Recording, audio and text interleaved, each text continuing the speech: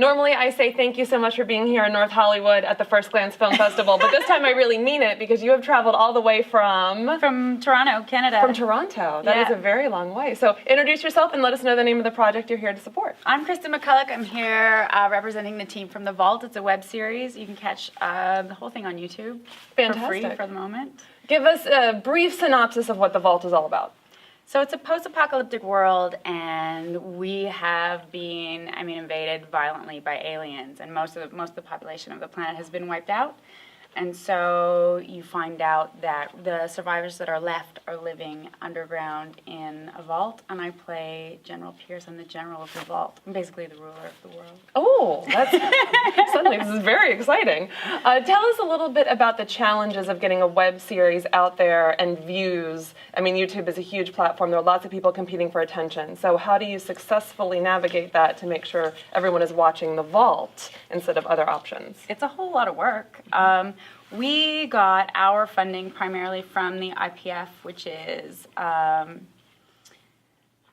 don't know what to call them, but it's a company up in Canada, and they see tons of submissions. And so in order to keep passing through the stages to get the next level of funding or to get completely funded by them, you have to prove that you can generate that stuff. And so I remember the first time I was in one of these IPF races, it was like, that was the reason now that I have a Twitter page, and you have to do it just like all the promo that you can. I'm not one of the filmmakers, so the onus was less on me than on them, but it's certainly expected that we do all the promo that we can and tweet out to any fans that we have and all that stuff, all the social media stuff.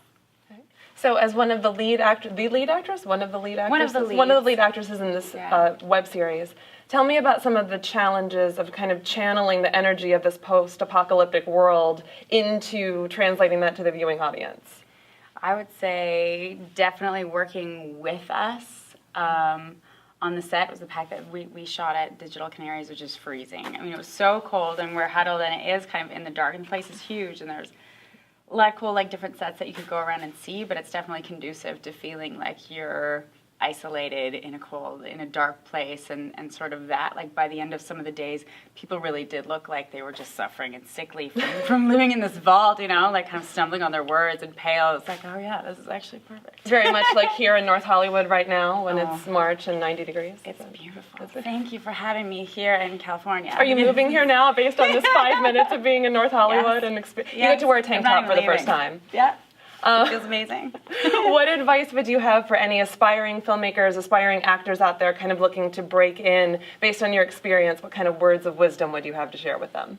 I would say to breaking into the acting world, I moved a lot of different cities, and always the way to sort of find your people in your crowd is to study. The more classes you can take, the more you're going to find different avenues in just through your network, and you want people that can help you make self-tapes and help you read lines and just to keep working and say yes to everything, I think that's very good advice. Thank you so much for traveling all the way to be here, and I'm very much looking forward to seeing The Vault. Thank you. Thank you.